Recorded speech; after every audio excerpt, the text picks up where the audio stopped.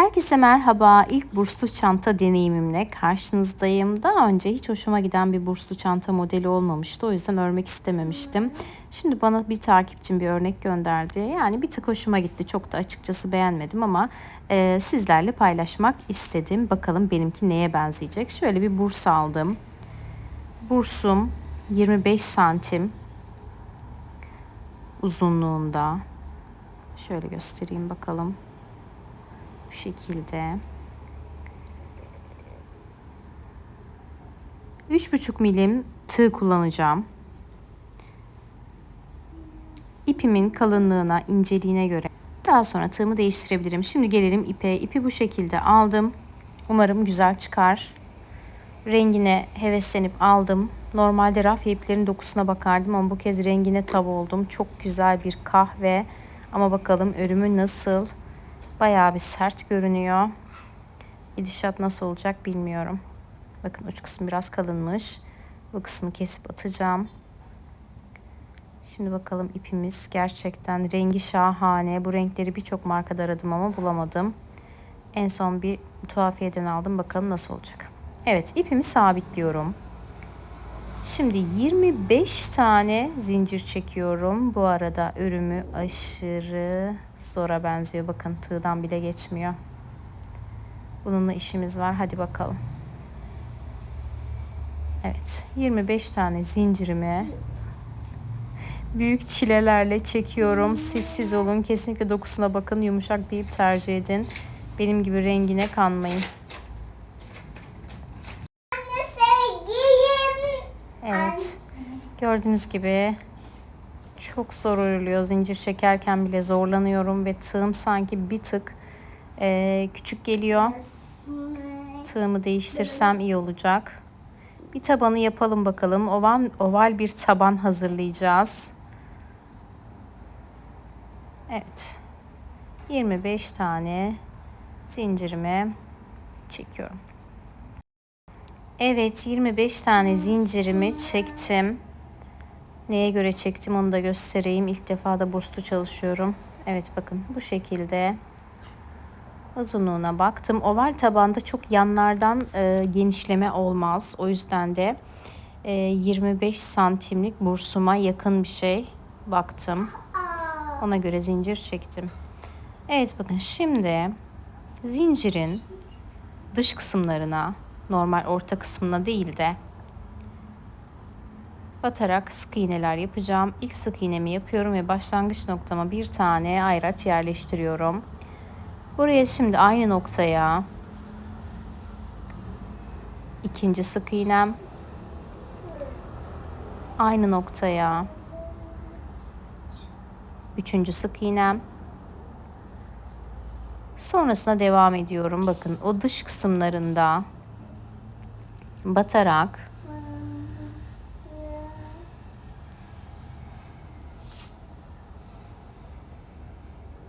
ilmekler çıkarıyorum. Köşede 3 tane yaptık ilk sık iğneye. Aradaki 23 tanesine her birine birer tane sık iğne yaparak diğer uca doğru geliyorum.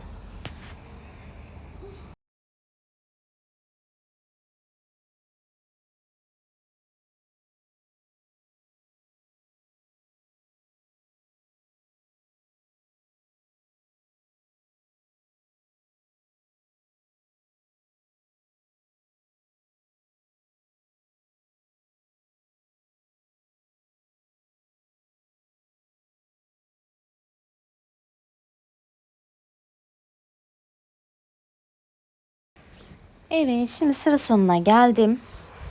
Başta 3 tane yapmıştık aynı noktaya. Sonra her birine birer tane yaptık ve sonuncu zincirin arka kısmına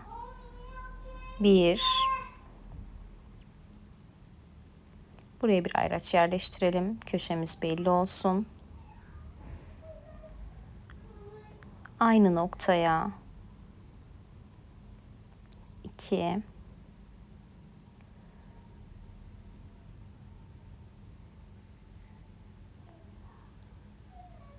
3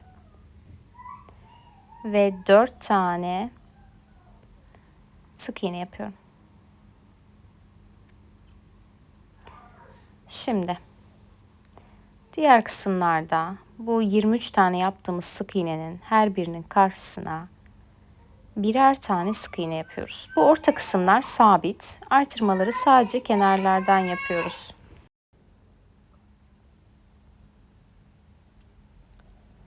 Şimdi her birine birer tane sık iğne yaparak diğer köşeye kadar o 3 tane sık iğne yaptığımız kısma kadar ilerliyorum. Görüyorsunuz ne kadar zorlanıyorum. Büyük bir cebelleşme yaşıyorum. Ördüğüm en zor iplerden biriydi. Markası vesaire de yok. Böyle şeffaf poşetli sarılıydı. Keşke dokunup yumuşak alsaydım. Ama yumuşaklar da şöyle oluyor bizim ülkemizde satılanlar. Çok cılız ve hacimsiz, böyle naylon poşet gibi duruyor. Bu yabancılara bakıyorum, ne kadar güzel iplerle örüyorlar. Böyle örgüleri şahane duruyor. Ama biz maalesef bu konuda şanssızız. Evet, geldim köşe noktaya. Aralarda birer tane sık iğne yaparak köşe noktaya geldim. Burada 3 tane sık iğne yapmıştım. Neden 3 tane yaptım bilmiyorum. Direkt 4 tane ile başlayıp sıra başını daha net belirleyebilirdim. Neyse, bu kısımda da 4 tane sık iğneye çıkarıyoruz. Şimdi bakın. Bir sonrakine geçiyorum ve sıra başına geliyorum.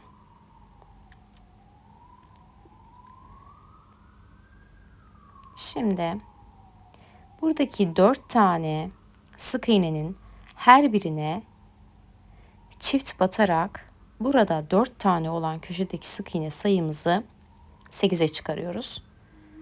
Benim söylediklerimi dikkate alın. Yaptığım çok zor ördüğüm için zor anlaşılabilir. Köşelerde bu sırada 4 tane olan sık iğnemizi 8'e çıkaracağız. Ara kısımları normal düz öreceğiz. Köşelerdeki 4 taneye çift batıyoruz.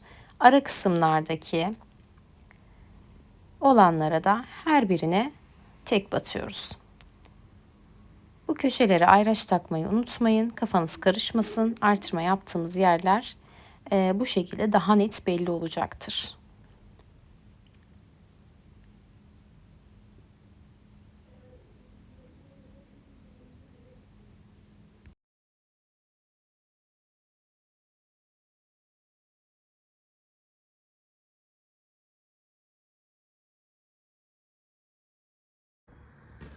Evet, şimdi ikinci sırada diğer köşedeyiz.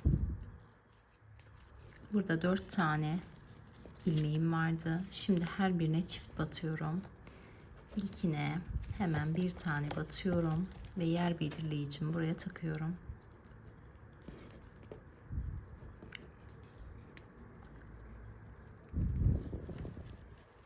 Şimdi aynı noktaya ikinci sık iğnemi yapıyorum. Bir sonrakine giriyorum. Buraya da 2 tane sık iğne yapıyorum. 4 tane sık iğnemiz vardı. Köşede hepsine çift batarak buradaki sık iğne sayımızı 8'e çıkaracağız. 2 tane yaptım. Şimdi üçüncüye giriyorum. Buna da hemen çift batıyorum. Birinci. Aynı noktaya giriyorum.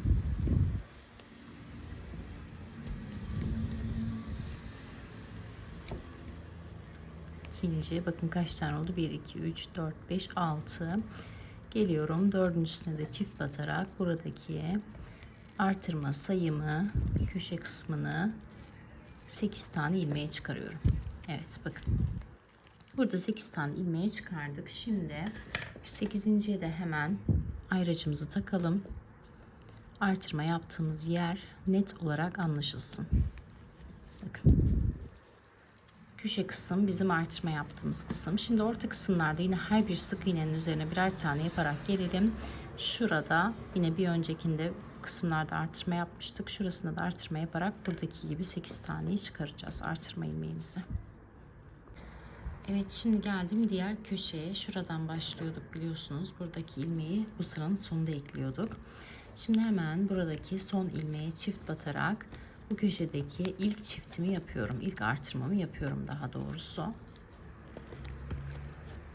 Evet, şimdi hemen buraya bir ayraç takalım. Yerimizi kaybetmeyelim.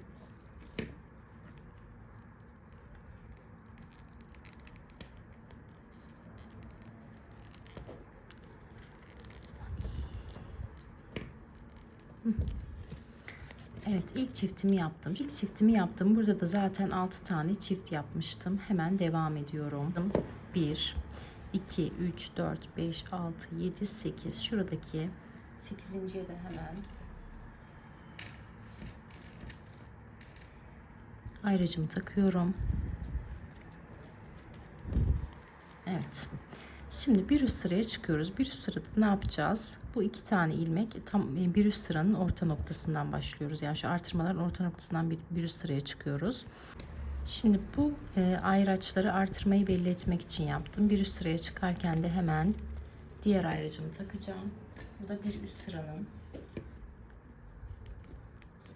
ayracı olacak.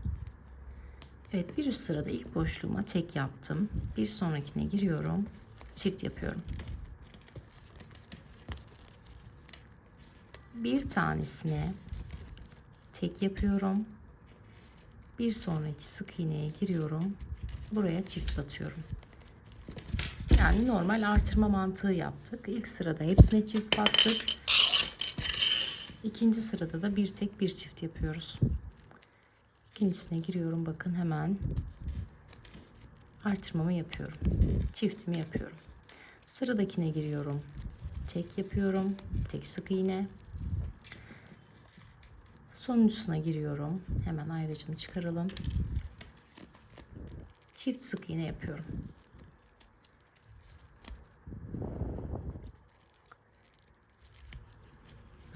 Birinci sık iğnem, aynı noktaya giriyorum. İkinci sık iğnemi yapıyorum. Şimdi son yaptığım sık iğneye şöyle ayracımı takıyorum. Burada ne yapmış olduk? Bir çift bir teklerle ilk artırmamızı yapmış olduk. Şu bizim sıra başı ayracımız. Şunlar da artırma yaptığımız kısımları belirten ayraçlar. Şimdi buradaki ayraca kadar her birine birer tane sık iğne yaparak ilerleyelim. Orada da yine buradaki gibi bir tek bir çift şeklinde artırmamızı yapacağız.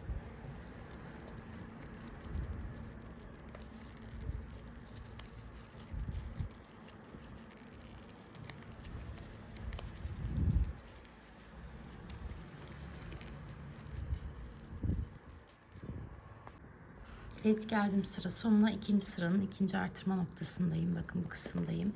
Şimdi ayracımı çıkarıyorum.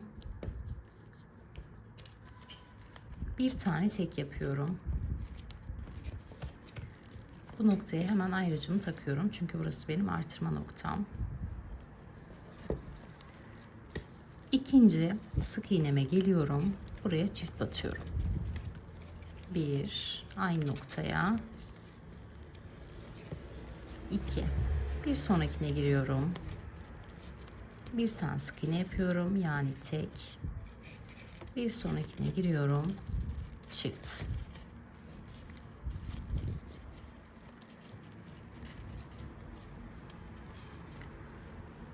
Bir tanesine giriyorum. Tek batıyorum. Bir sonrakine giriyorum. Ve çift batıyorum.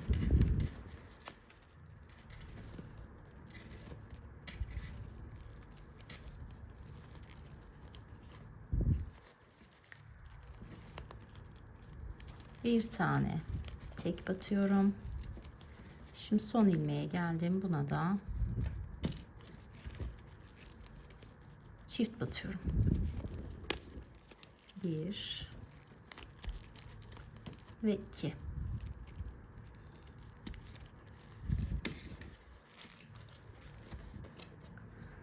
Son yaptığım sık iğneye de ayracımı yerleştiriyorum. Evet, köşe artırmamızı yapmış olduk. Şimdi ara kısımları her birine birer tane sık iğne yaparak gelelim. Diğer köşe artırmamıza devam edeceğiz. Evet, ayraca geldim. Şimdi burada ne yapıyorduk artırmada? Bir tek bir çift yapıyorduk. İlkine tek yapıyorum. Hemen yine ayracımı takıyorum. Artırma noktam kaybolmasın diye. İkincisine çift yapıyorum.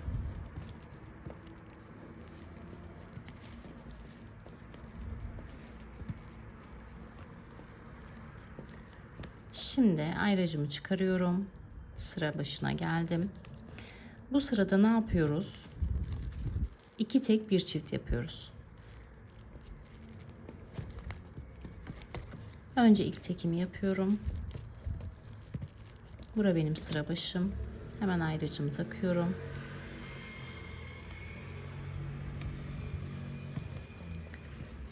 Sonrakine geliyorum. Çift yapıyorum.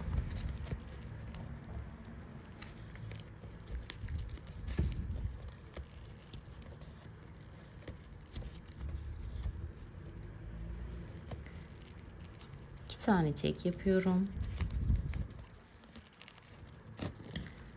Üçüncü sıradakine geliyorum. Çift yapıyorum.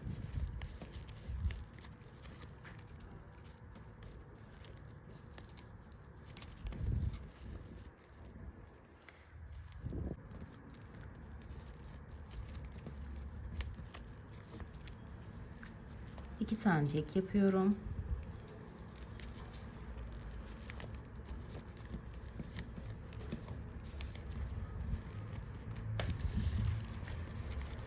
Üçüncüsüne geliyorum. Çift batıyorum.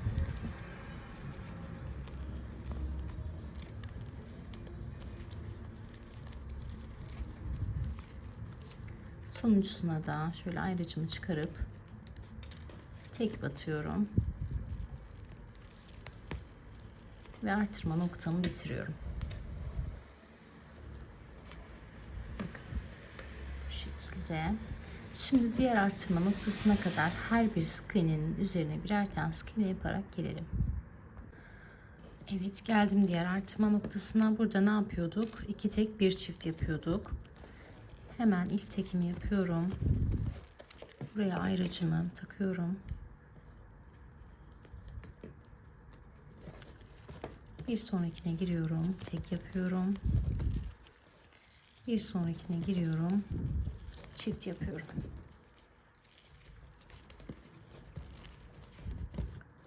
İki tane tekimi yapıyorum.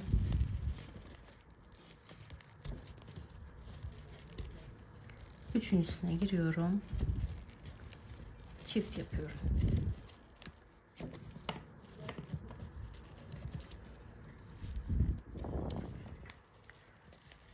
İki tane tekimi yapıyorum.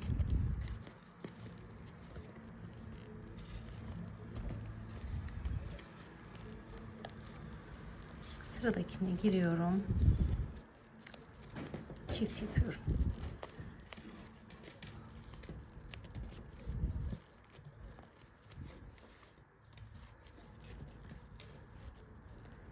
İki tane tekimi yapıyorum.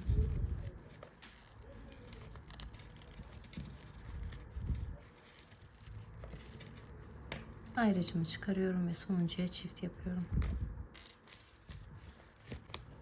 Ne kadar sıcaksın ya.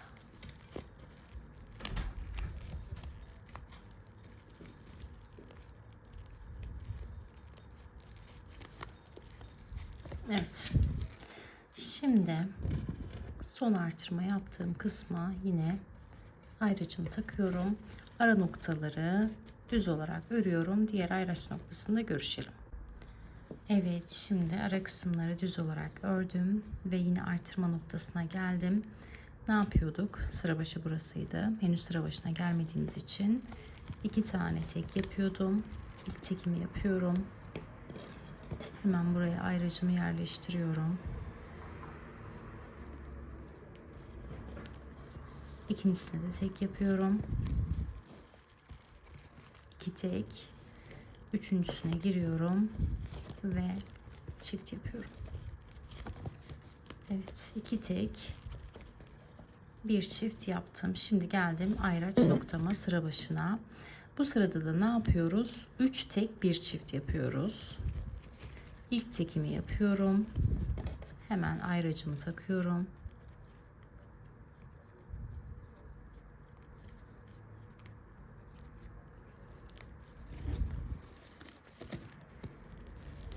ikinci tekim,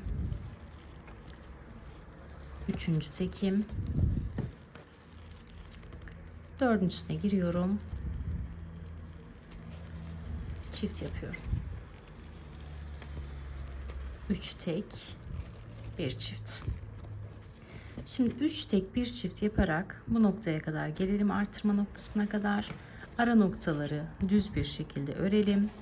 Bu kısımda da yine 3 tek bir çift yapalım. Ara noktaları düz bir şekilde örelim. Yine sıra başında görüşelim. Bu sırada da artırma noktalarında 3 tek bir çift yapıyoruz. Ara noktaları düz olarak örüyoruz. Evet, 3 tek bir çiftli olan sıramı bitirdim. Şimdi bir üst sıraya çıkıyorum. Burada da 4 tek bir çift yapacağız. Hemen şöyle ilk tekimi yapayım ve yer belirleyicimi takayım.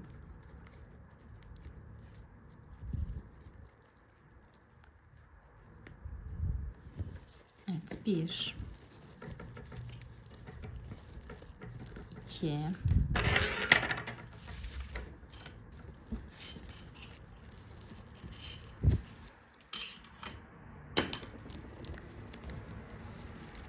3 4 tane tekimi yaptım. 5.'ye giriyorum. Çift batıyorum. Bu şekilde 4 tek bir çift yaparak sıra sonuna gelelim. Yani sıra sonu dediğim ayraç noktam, artırma noktamın sonuna gelelim. Sonra ara kısımları düz olarak artırma eksiltme yapmadan örelim. Bu kısımda da 4 tek bir çift yapalım. Yine düz örelim. Şurada da yine 4 tek bir çiftle devam ediyoruz ve sıra başımızda görüşelim. Evet, 4 tek bir çift yaptım. Şimdi geldim tekrar sıra başına. Burada da 5 tek bir çift yapacağız. Bu şekilde ne kadar boyunun uzamasını, genişlemesini istiyorsak o kadar öreceğiz. Şimdi bir üst sıraya hemen çıkıyorum. İlk tekimi yaptım zaten.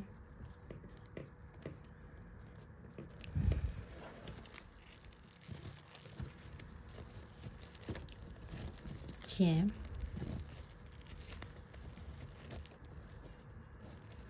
3 4 ve 5 tane. Evet, en son 5 artı 1 yapıp sıra başıma geldim tekrar. Şimdi şöyle bir bursumu koyuyorum. Bakın, bir tık daha uzun olmasını istiyorum. O yüzden de bir sıra daha artırma yapacağım sadece. En son 5 artı 1 yapmıştık. Şimdi bu sırada da 6 artı 1 yapacağız. Yani şu kısımlarda 6 ör 1 artır yapacağız. Ara kısımları düz öreceğiz. Bu kısımda da yine 6 ör 1 artır yapacağız. Şimdi o şekilde örüp geliyorum. Evet, en son 6 ör 1 artır yaptım ve tabanım hazır. Şöyle tuttuğumda da bakın tam olarak şöyle yapalım. Bursumuza denk geliyor bakın. Gördüğünüz gibi kenarlarına. Şimdi hemen modelimize geçebiliriz. Artık artırmayla, eksiltmeyle vesaire işimiz bitti.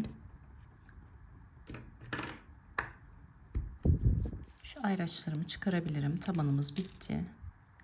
Direkt modele geçiyorum. Bakın, en son bulunduğum noktadan bir sonraki sık iğneye batıyorum. İlmeğimi şöyle kaydırıyorum. İlmeğimi kaydırdıktan sonra şöyle örgümü çeviriyorum. Arka yüzdeyim yani. 1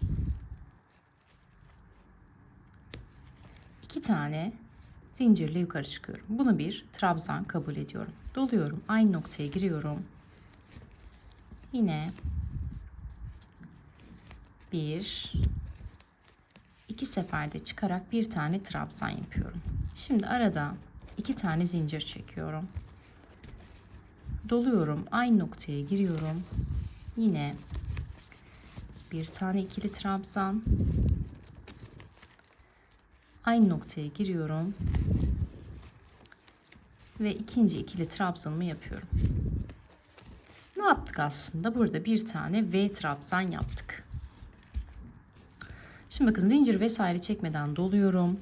Şöyle sayıyorum. 1, 2, 3. Dördüncüsüne giriyorum. Şimdi dördüncüsüne aynı işlemi yapıyorum. Bir, aynı noktaya 2 tane trabzan yapıyorum. Arada 2 zincir çekiyorum.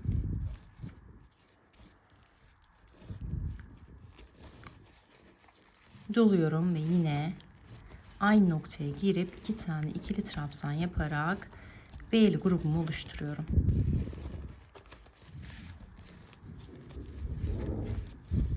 Bu şekilde V trabzanlarımı yapıyorum.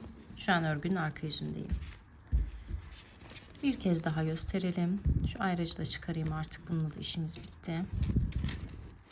Bakın doluyorum zincir vesaire çekmeden. V'li grubum bittikten sonra 1, 2, 3. Dördüncüsüne giriyorum. Buraya hemen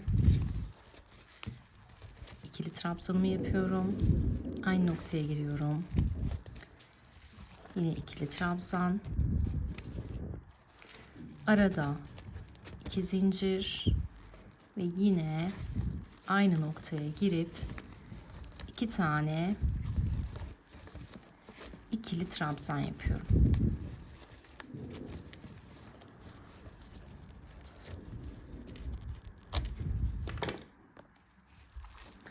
Evet, şimdi sıra sonuna kadar aynı işlemi tekrarlayalım. Evet, sıra sonuna geldim. V'lerimi yaptım. Son V'li grubumu yapacağım. Şu anda 25 tane V'li grubum var. Çift sayı olmasını istediğim için 26'da bırakacağım. Arada da 9 tane sık iğne boşluğum kalmış. Bir tarafını 5 yapıp diğer taraf 4 olacak. O şekilde tam orta noktaya denk getireceğim. Normalde bunu yapmam gerekiyorken bakın bir sonrakine gireceğim ve buraya son V'mi yapacağım.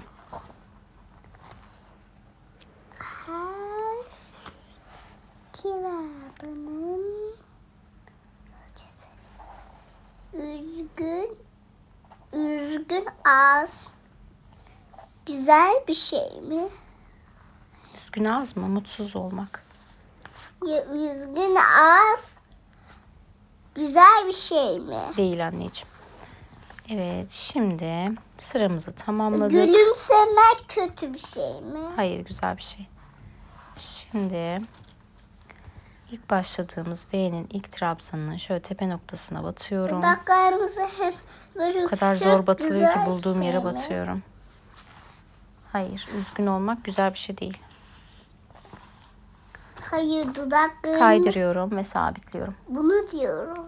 O biraz şaşkın gibi, biraz üzgün gibi, farklı duygular yaşıyor gibi.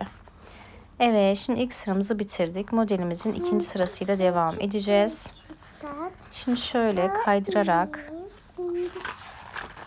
bir sonrakinin orta noktasına Yani geliyorum.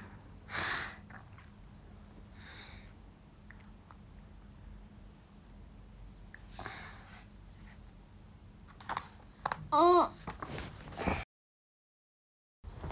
3 seferde doluyorum ve tam V'lerin orta kısmındaki boşluktan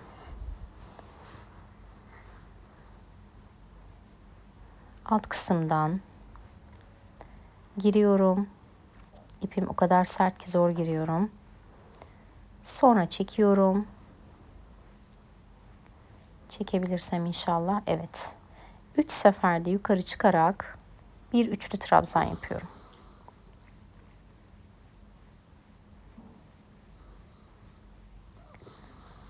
Evet.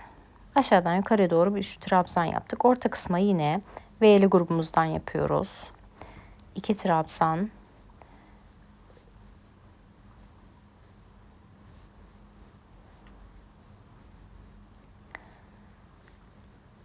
Arada 2 zincir.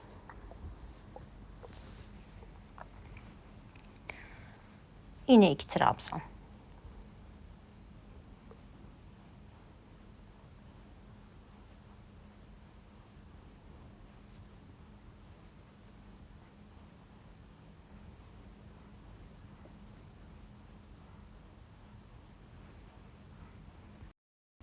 Evet, gördüğünüz gibi üçlü trabzan, ikili trabzan, arada 2 zincir, ikili trabzan ve yine üçlü trabzan yapıyorum şu an. 2 kez doluyorum ve 3 seferde alt kısımdan yukarı doğru çıkarak üçlü trabzanımı yapıyorum.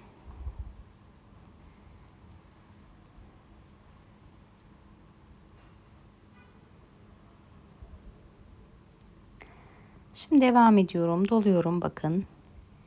2 kez dolamam gerekiyor. Bir kez de çıkabiliriz. 1, 2, üçlü trabzanımı yapıyorum. Şimdi doluyorum yukarıdaki 2 zincirli kısma 2 tane ikili trabzan yapıp arada 2 zincir çekip yine 2 tane trabzan yapıyorum. Evet bakın. 2 tane trabzanımı yaptım. Arada şimdi 2 zincir çekiyorum. Doluyorum ve yine 2 tane trabzanımı yapıyorum.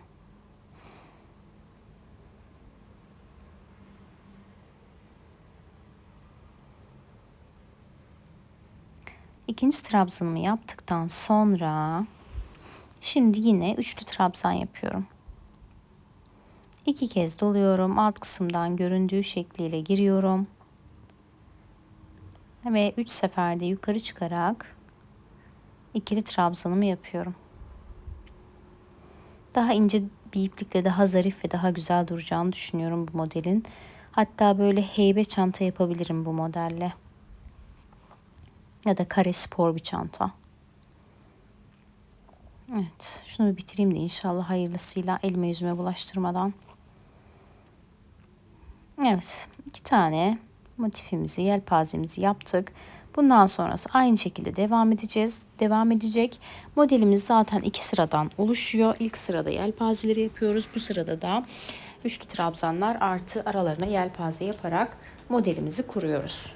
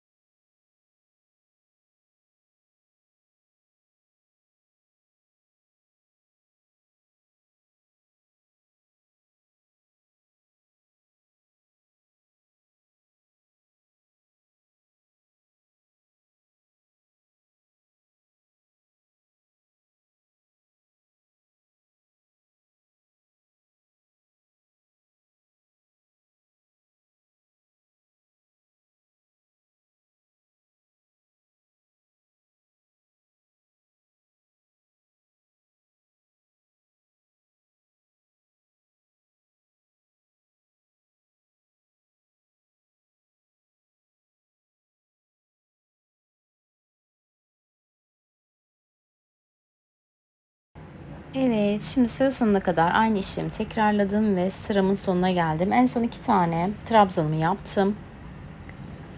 Şimdi üçlü trabzanı yapıp sıramı bitireceğim. 2 kez doluyorum. Yine orta noktaya giriyorum. Ve 3 seferde yukarı çıkarak trabzanımı yapıyorum.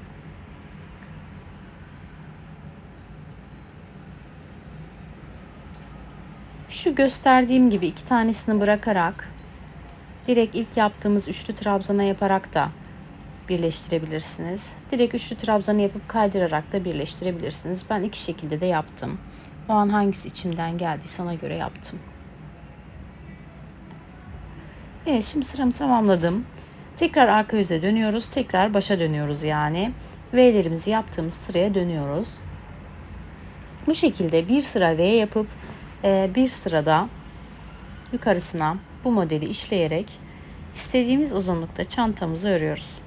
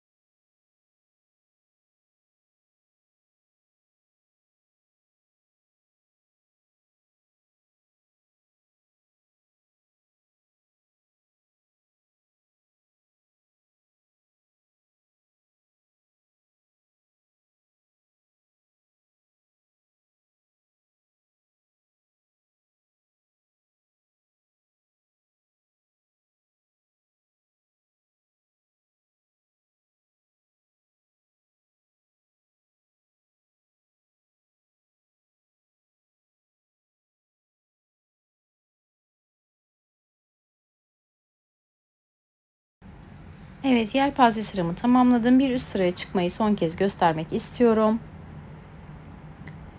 En son bakın ikili trabzanımı yaptıktan sonra ilk başladığım trabzanın tepe noktasına batıyorum. İlmeğimi kaydıracağım inşallah. Evet. İlmeğimi kaydırıyorum ve örgümü çevirip yine o üçlü trabzan grubu artı ortalarda ikili trabzanla devam edeceğim. İkişerli grup olarak. Şöyle orta noktaya kaydırarak geliyorum.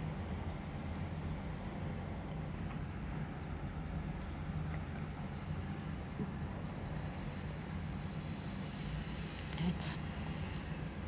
Ve bir kez daha gösteriyorum nasıl olduğunu.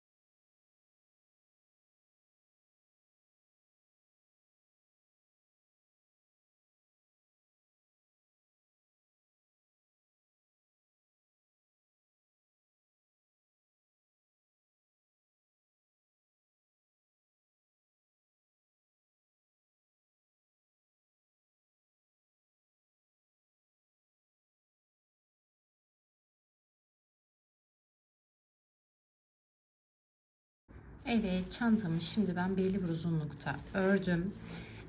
Ve artık çantanın kesme yerlerine geldim.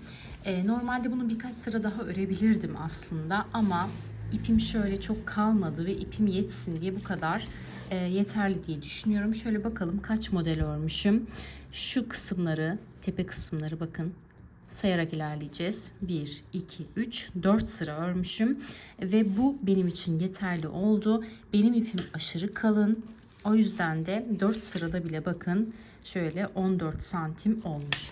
Şimdi toplamda benim 26 tane bu kelebekli motifim vardı.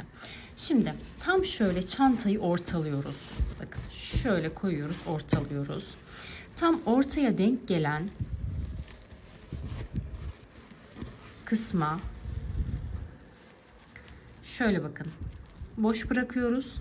Sağına ve soluna birer tane ayraç takıyoruz. Şöyle bir düz tutalım.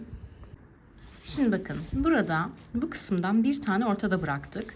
Şimdi şuradaki ayraçtan itibaren sayıyorum bakın. Buradaki ayracı saymıyorum. 1, 2, 3, 4, 5, 6, 7, 8, 9, 10 tane kelebeğim var. Bu taraftan da sayıyorum. Bu ayraçları saymıyoruz. 1, 2, 3, 4, 5, 6, 7, 8, 9, 10 tane de burada var. Şimdi tam şu ortada gelenleri, bakın ortadakiler, bu kısım orta noktamız olacak. Belirleyicimizi buraya takacağız. Şimdi bu kısım tam orta noktamız olacak. Bunun sağından ve sol kısımdan öreceğiz. Şimdi hemen ipimi alıyorum. Çok basit. Şurada bakın ayraç taktığımız değil, onun sol kısmından örmemiz gerekiyor. Şu an iç kısımdan öreceğimiz için ne yapıyorum? Şuradan başlıyorum örmeye. İç kısımdan öreceğimiz için. Bakın önden örsek buradan başlayacaktım. İç kısımdan öreceğimiz için buradan başlıyorum. Şöyle hemen ipimi sabitliyorum. İpim o kadar kalın, o kadar berbat, lanet bir iplik ki çok pişmanım bunu aldığıma. Gerçekten nasıl böyle bir şey yaptım, nasıl böyle şaşkınlığıma, acemiliğime denk geldi anlamıyorum. Sırf görüntüsüne, rengine hayran olup aldım ama beni mahvetti gerçekten. Keşke başka bir renkle örseydim. Evet bakın ayracın solundan buradan şimdi sabitledim. 2 zincirle yukarı çıkıyorum. Ve V'lerimi yaparak başlıyorum. 2 trabzan. Arada 2 zincirle başlamıştık ama ben sonrasında ipim yetmeyecek diye bir zincire düşürdüm. Siz yine 2 zincir yapabilirsiniz. 2 zincir, 1 zincir çok da fark etmiyor. Ben ipten tasarruf etmek için şöyle bir zincir çekip bu kısmı devam ettim. Bu sizin kafanızı karıştırmasın. Siz normal 2 zincirle devam edebilirsiniz. Çünkü benim ipim yetmeyecek. Bir daha da bu ipten kesinlikle almak istemiyorum. Aksi halde çünkü ip çok kalın, çok sert, çantada çok ağır olur. Bu tarz çantaların hafif olanı makbuldür. Evet bu şekilde kelebeklerimi yapıp sıramı tamamlayacağım. Nereye kadar? Böyle dönüyorum bakın. Bu ayraç taktığım yere değil, buraya kadar. Yani ayraçlarımız boşta kalacak. Ayraçların solundan ve sağından bir sıra aynı modelimizi gideceğiz. Bir sıra böyle içten öreceğiz V'lerimizi. Üzerinden de şu üçlü trabzanlarla geçip bu şekli vereceğiz.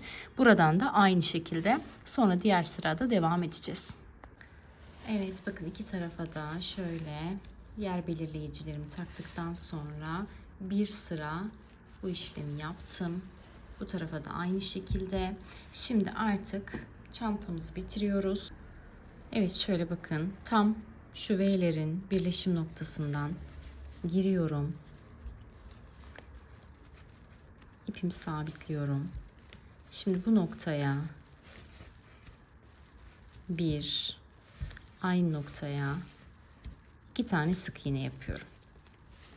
Bakın 2 tane sık iğne yaptım. Şimdi arada 2 tane zincir çekiyorum.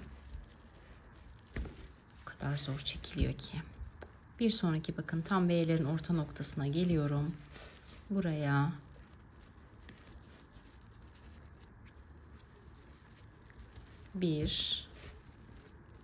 aynı noktaya giriyorum. 2 tane sık iğne yapıyorum. Şimdi 2 zincir çekiyorum. Geliyorum diğer V'nin ortasına. Buraya da yine 2 tane sık iğne yapıyorum. 2 sık iğne aralarda 2 zincir çekerek şu kesme noktasına kadar geliyorum. Evet şimdi bakın yaparak geldim. Şimdi en son buradaki V'nin ortasına 2 tane sık iğnemi yaptım. Şimdi bir tane zincir çekiyorum. Köşe noktaya geliyorum. Buraya sık iğne ile sabitliyorum. Bakın.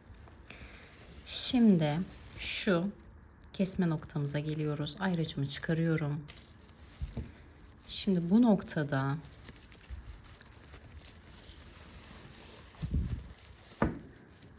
iki tane zincir çekiyorum. Şu kısma bir zincirli kısma yani 2 zincirli kısma ben bir zincir yaptım, siz 2 yapın. İpiniz ince ise batıyorum. Aynı noktaya giriyorum. Buraya bir sık iğne yaptıktan sonra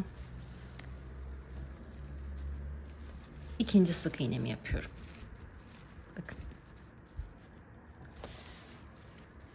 Şimdi devam ediyorum. Arada 2 tane zincir çekiyorum. Bir sonraki orta noktaya geliyorum ve buraya birinci sık iğnem, aynı noktaya giriyorum.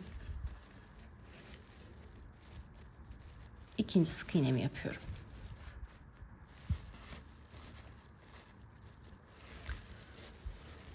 Şimdi 2 zincir çekiyorum. Şu ayracımı çıkarıyorum. Buradaki zincirli kısma geliyorum, orta noktaya.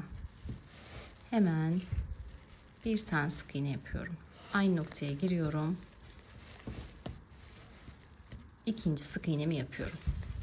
Bakın. Orta noktaya geçtik. Orta noktayı ördük. Şimdi aynı şuradaki gibi 2 tane zincir çekiyorum.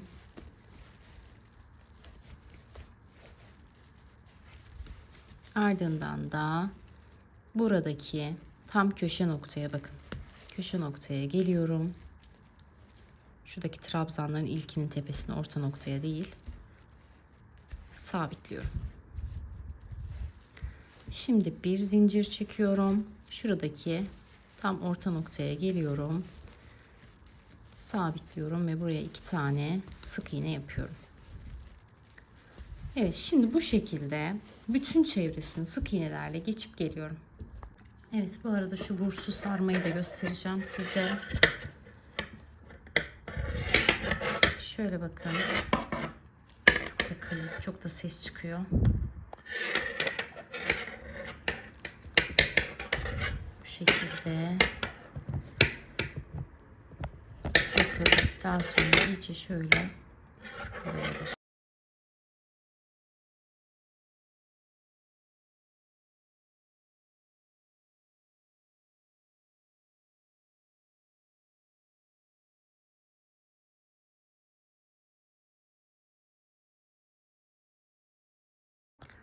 Evet, şimdi birleşim noktasına geldik bu kısımda. Şöyle iyice bakın sıkılaştırıyorum.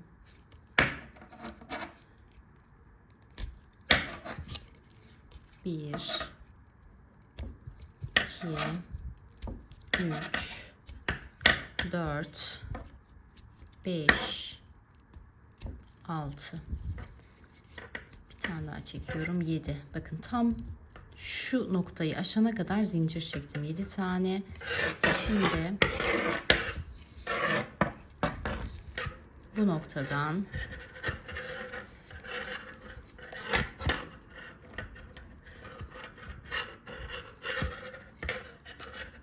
sarmaya devam ediyorum. Bu noktadan sarmaya devam ediyorum. Buraları saracağım. Bu noktada yine 7 tane zincir çekeceğim ve sonuna kadar sarıp geleceğim. Şurada o kadar sert yaptım ki koptu. Burayı iğne ile kamufle edeceğim. Şöyle bursun kenarlarını sardıktan sonra bakın tam ortalıyoruz. Bu şekilde. Ve şöyle farklı bir iple tutturdum kenarlarından, dikerken yamukluk olmasın, güzel bir şekilde dikelim diye. Benim ipim bitti. O yüzden sadece bakın bir şu kısma tekrardan sık iğne geçtim. Bir de şu kısma, eğer yetseydi tamamına bir tur daha geçecektim ama yetmediği için bu şekilde kaldı. Şimdi dikerken de şöyle bir iplik kullanacağım. Polyester bir iplik, bu yazma kenarlarına kullanılan iplikten. Neden bunu kullanacağım? Hem daha sağlam olacak, hem dikimim daha kolay olacak. Kendi ipim yetse de zaten bununla dikmeyecektim. Çok sert, kalın bir ip olduğu için dikmem pek mümkün olmayacaktı. Şimdi bakın şu kısımlardan dikmeye başlayacağım hemen.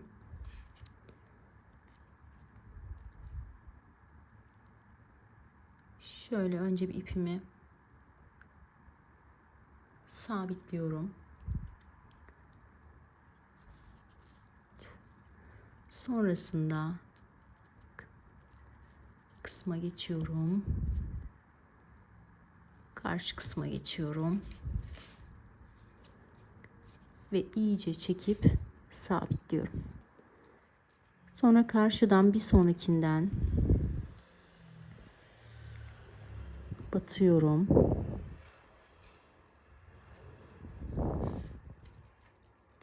sıradaki sık iğnenin şöyle iç kısmından geçiyorum. Bu şekilde bakın sıkı sıkı bütün çevresini dikeceğim. Burada önemli olan düz dikebilmek.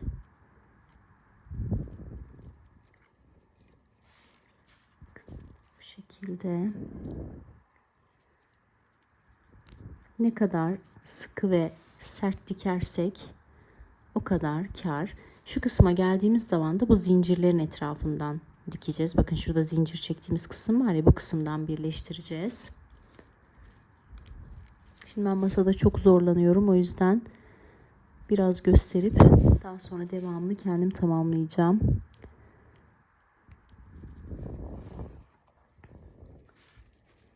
Bakın şöyle.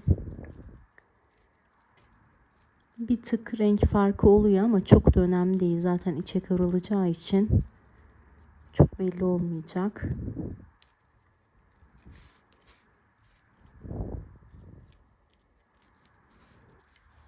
Evet. Bakın. Şimdi bu kısmı diktim. Böyle geleceğim. Zincirlerden dikeceğim. Döneceğim. Şu tepe noktalar var ya, bu kısımlardan dikmiyoruz. Buralarda bırakacağız. Sonra diğer kısımdan devam edeceğiz. Şu kısımlar açık kalacak. Bu tepe noktasından kayık kısım oluşan taraf böyle açık kalacak. Karşı tarafta aynı şekilde.